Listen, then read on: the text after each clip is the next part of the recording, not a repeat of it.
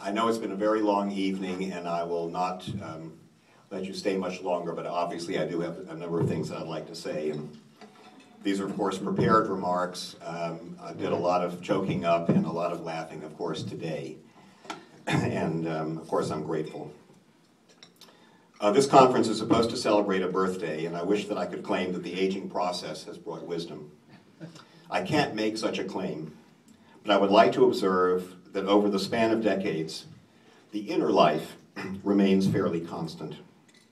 Circumstances, of course, alter, but subjective feelings change far more slowly.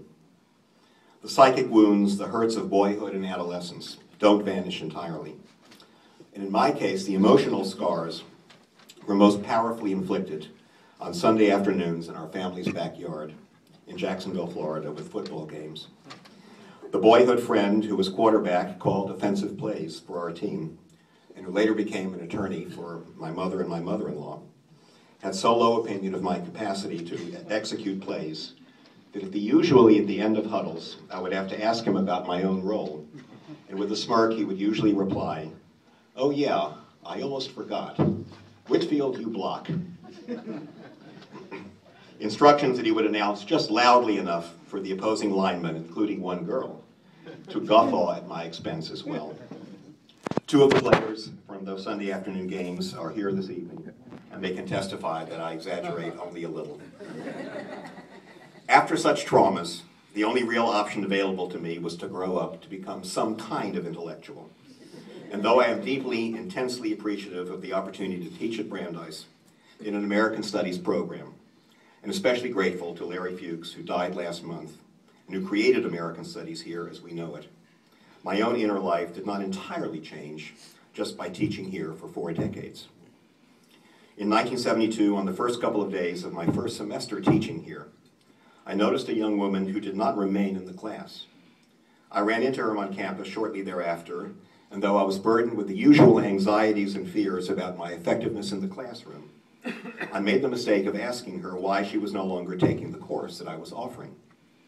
She told me that she had decided instead to take a course with Jeffrey Berekloff. Berekloff was one of the towering figures of German historiography. As a public intellectual, he had tangled with no less a figure than George Orwell. And when I was in graduate school, I had read Berekloff's The Origins of Modern Germany. But the student felt necessary to explain her choice by digging in a knife, saying, "He's a real scholar."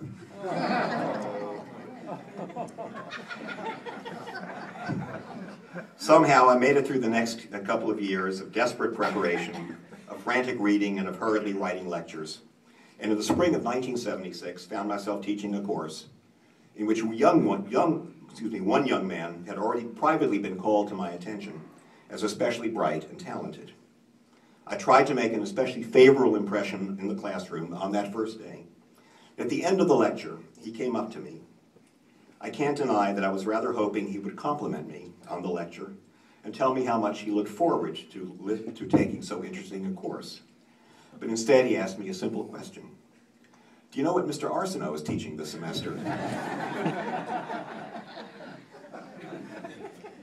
The humiliations that have marked my life, looked at from the inside, did not entirely disappear.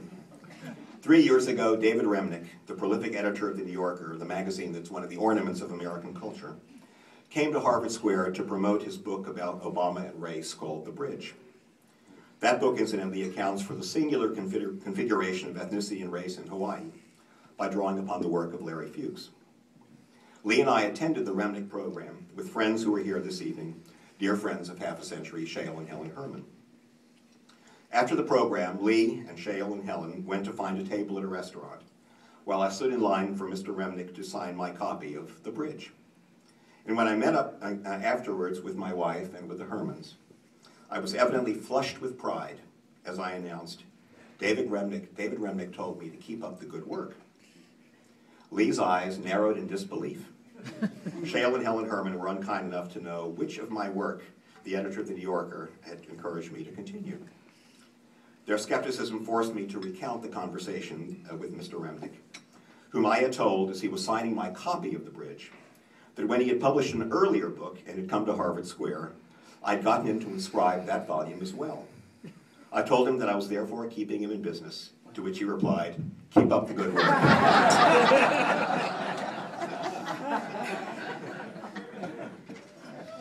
I'm grateful to all of you to help me to heal this evening and to recover from such humiliations. And the remedy of this weekend, of course, is far beyond my wildest expectations or imagination. I cannot thank everyone by name, though please be assured that your friendship and your company have enriched my life and given it meaning. But some of you deserve special thanks for making an event like this happen, starting with my former student David Bunis, the Chief of Staff at Brandeis, and his colleagues, especially Sharon Rosenberg, as well as another former student, Elisa Castle. They are not only terrific, they are class acts. I'm also grateful for the special generosity of Jules Bernstein and of my beloved brother and sister-in-law, Ron and Dina Whitfield. Jules has been a visionary and an indispensable alumnus, and I owe Ron and Dina, put in mildly, but I owe them can never really be repaid. The committee that invited all of you here consists of 4 cherished friends who deserve the gratitude of us all. I will name them in alphabetical order.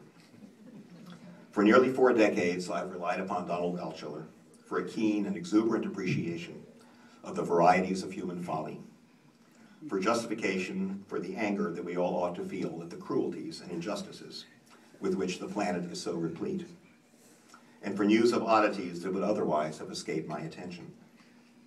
Donald has managed to combine a capacity for indignation with a capacity for kindness and generosity, though he often supplies me with fresh evidence of the depths of delusion to which our species can sink. That does not detract from his capacity to care about and for others. No one I know is more conscientious in pursuing the byways of research, or more self-effacing in giving of his formidable and sometimes eccentric knowledge. He deserves my gratitude not only for innumerable gestures of friendship, but also for coming up, in effect, with the idea from which this conference grew. Ray Arsenault, as you already gave some impression, has a sort of outsized and ebullient personality that usually inspires novels. He is endowed with a capacity for friendship that is almost eerily boundless, plus an openness to the plenitude of life that makes him seem downright ageless. Whether in Florida or in France, whether in Great Britain or in Greece, Ray has managed to awe me by his relentless appetite for experience, by his endless curiosity. But there is more to him than that. Once when he was teaching at Brandeis, he discovered a case of plagiarism. He told the culprit to come to his office in the Department of History. There, Ray painstakingly compared, page by page, the paper that the student had submitted with the obscure historical text that so strikingly resembled the student's work. After the demonstration was over, Ray expected the student to express shame or remorse or guilt or embarrassment or self-exculpation. Instead, the student looked squarely at Ray and said, "Man, you are one smart dude."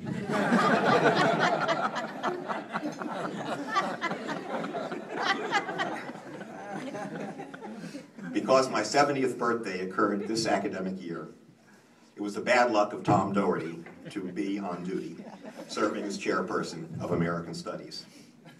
He was therefore charged with the incredible demands, the details of logistics, diplomacy, and constant communication that the orchestration of such a conference requires. It was Tom's misfortune that all of this happened on his watch. But his heroic efforts made this event click, at least from my point of view, for which I'm deeply thankful, Tom, and we are all therefore lucky. But my own luck runs even deeper, because I know of virtually no one in the entire academic field of American Studies who quite matches Tom in his feel for our nation's vernacular culture. Virtually no one who knows the popular arts with such remarkable intimacy and who writes with such elegance and savvy about mass entertainment. It was Tom who first pointed out the connection between Brandeis and Hollywood, because he observed that both are non-sectarian, yet Jewish-sponsored. And how lucky I have been that such a scholar, teacher, and friend has an office right next door to mine. But I do have a grievance against Richard King, whom I first met just under half a century ago. since we first met at graduate school in Yale, and well into the age of cyberspace. So interesting has his conversation been, so engaging and provocative are his thoughts and opinions, that I feel compulsively obliged to reply so often that I think I otherwise would have managed to write 3 more books, maybe even to get tenure at least a year or so earlier. Richard's prodigious blend of intellectual firepower with personal modesty, his capacity to have read just about everything and to extract meaning and value from what he has absorbed, and to achieve such erudition without the slightest sacrifice of the virtues of character or the glow of personality. These qualities continue to floor me. He's the reader I usually have in mind when I try to write something. And he's also the friend with whom I've argued most frequently, most uninterruptedly. These 4 guys constituted the organizing committee for this conference. But it's fair to say that they could not have operated as they did without the contribution of my wife, whose advice they sought for the first few months under conditions of strictest secrecy. That Lee managed to combine the plans for this entire wonderful occasion from me until the surprise was sprung on my birthday is not only a testament to my own obtuseness, it's also a tribute to her flair for concealment, her skill at subterfuge. If anyone in this room wishes to keep a significant secret from a spouse or partner, I heartily recommend Lee's services. But of course, what I owe Lee goes far beyond this weekend and plunges me into the strongest currents of intimacy and faith and trust and love. It was Lee who conspired with Steve and Hasia Diner, who were the beards with whom we were, I thought, scheduled to meet this weekend. The stratagem so that I would not innocently make other commitments for April 6th and 7th. One of Hasia's books is dedicated to, quote, the best family on earth, end of quote. In the light of this weekend, I wonder if Hasia would be willing to revise that dedication to make it at least the second best family on earth, because, well, thank you, Lee, and of course, thank you to everyone.